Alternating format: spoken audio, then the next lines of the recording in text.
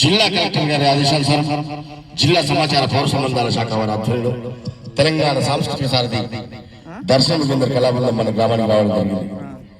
ప్రభుత్వం చేపట్టిన సంక్షేమ పథకాలు, సామాజిక రుగ్మతలు, పరిసరాల పరిశుభ్రత, ఆరోగ్య భద్రత మీద విస్తృత ప్రచారం నిర్వహిస్తున్నాం. దాంట్లో భాగంగా కీర్తి నోట పూట చక్కటి పాట.